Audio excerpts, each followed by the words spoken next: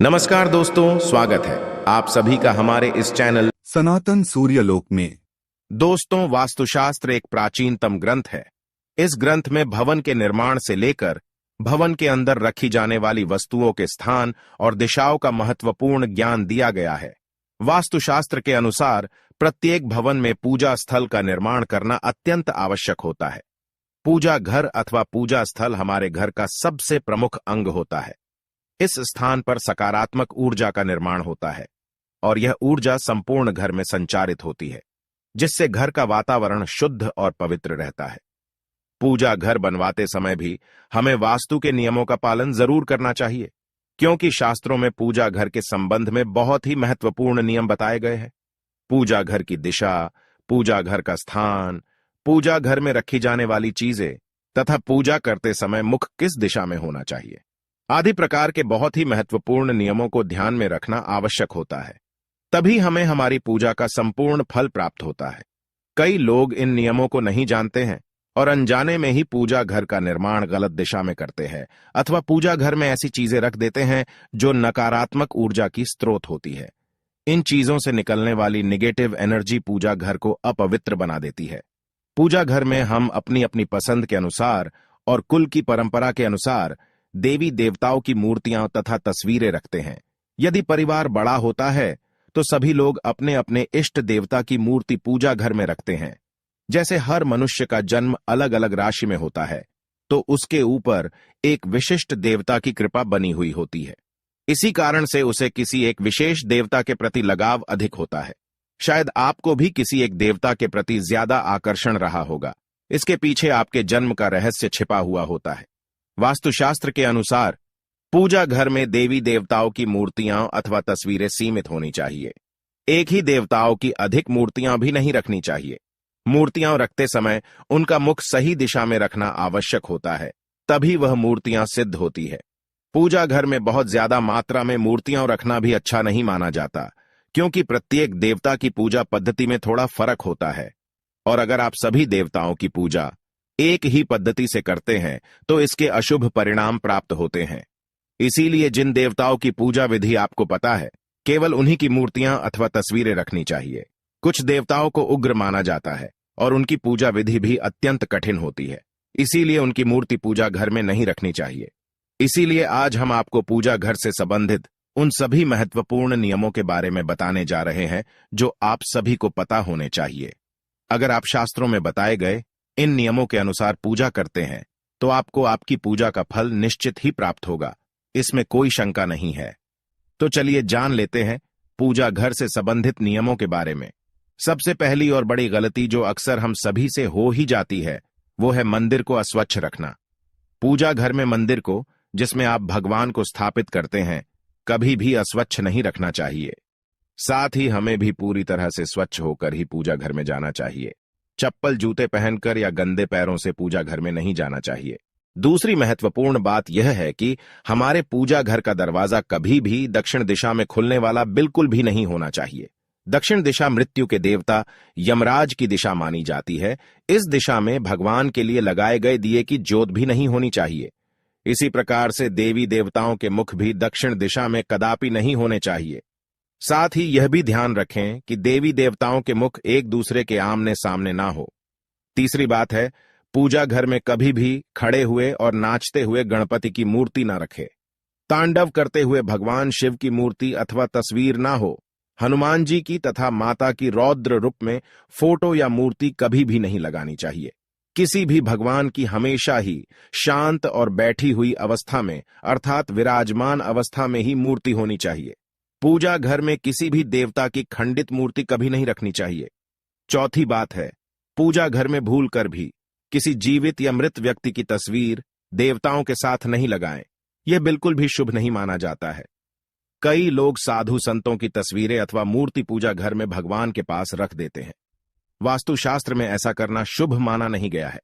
घर के मंदिर में पूजा के लिए मूर्तियां रखी जाए या तस्वीरें, किसी भी देवता की एक से अधिक नहीं होनी चाहिए। साथ ही उन तस्वीरों या मूर्तियों की ऊंचाई 4 या 5 इंच से अधिक नहीं होनी चाहिए।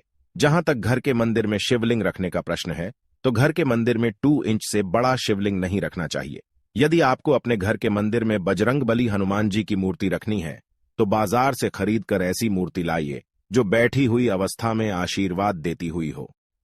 घर के मंदिर में रखी जाने वाली देवी देवताओं की मूर्तियां या तस्वीरों के मुख प्रसन्न चित्त होने चाहिए।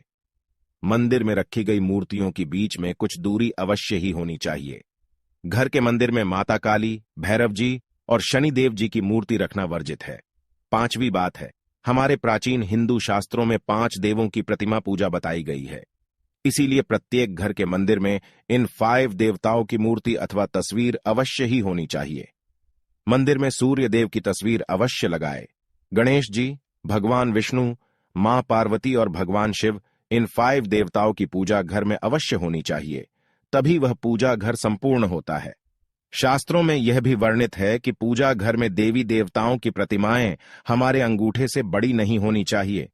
यदि इससे बड़ी मूर्तियां हम रखते हैं तो उनकी प्राण प्रतिष्ठा करानी चाहिए और उनकी विशेष पूजा के नियमों का पालन करना चाहिए।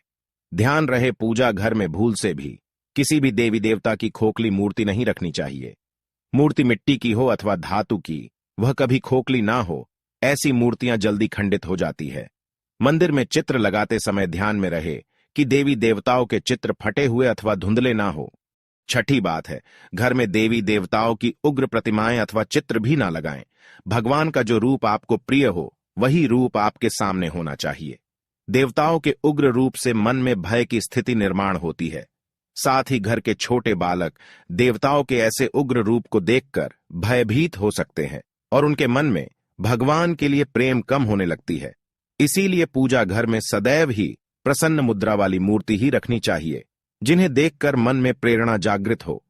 7वीं बात है, प्राचीन काल से जो चलन है उसके अनुसार लकड़ी, पत्थर, सोने, चांदी या पीतल जैसी धातुओं की मूर्तियां ही घर में रखनी चाहिए। वैसे धातु की मूर्तियां महंगी होने के कारण आजकल पत्थर की मूर्तियों को भी बहुत से लोग घर में पूजा के लिए रखते हैं। पाषाण की मूर्ति सर्वश्रेष्ठ मानी गई है क्योंकि इन्हें स्वच्छ करना आसान होता है। धातु की मूर्ति भी उत्तम होती है क्योंकि ये जल्दी नहीं टूटती है। मिट्टी की मूर्ति रखने पर इनके टूटने की संभावना बनी रहती है और इन्हें स्वच्छ करना भी कठिन होता है। इसीलिए घर के मंदिर में ऐसी मूर्तियां रखें जो टूटे नहीं और उन्हें आसानी से स्वच्छ किया जा सके। घर के मंदिर में भूल से भी प्लास्टिक की अथवा प्लास्टर ऑन ऑफ पेरिस की मूर्तियां ना रखें। वास्तुशास्त्र में ऐसी मूर्तियों की पूजा करना अशुभ माना गया है। 8वीं बात है, वास्तुशास्त्र के अनुसार घर में मंदिर का स्थान कहाँ पर होना चाहिए। दोस्तों, भगवान तो इस संसार के कण कण में विराजमान है, लेकिन जहां बात करें मंदिर की तो उसके लिए निश्चित स्थान की आवश्यकता होती है ताकि ईश्वर का स्मरण करते समय हमारा ध्यान केंद्रित हो। इसके लिए वास्तुशास्त्र में पूर्व दिशा का निर्धारण किया गया है। यदि मंदिर को पूर्व और उत्तर की दिशा के मध्य में बनवाया जाए तो यह सर्वोत्तम होता है, क्योंकि यह स्थान सकारात्मक ऊर्जा का स्थान होता है। इसी दिशा से सकारात्मक ऊर्जा घर में प्रवेश करती है। लेकिन ध्यान रहे, आपके घर का मंदिर वॉशरूम या शौचालय से दूरी पर होना चाहिए। अपने घर का पूजा स्थल ऐसे स्थान पर कदापि न बनाएं जहां पास में वॉशरूम हो, क्योंकि वॉशरूम या शौचालय नकारात्मक ऊर्जा का क्षेत्र है। ऐसे स्थान पर मंदिर बनाने से अशुभ परिणाम प्राप्त होते हैं। पूजा करते समय नकारात्मक ऊर्जा आपको प्रभावित कर सकती है।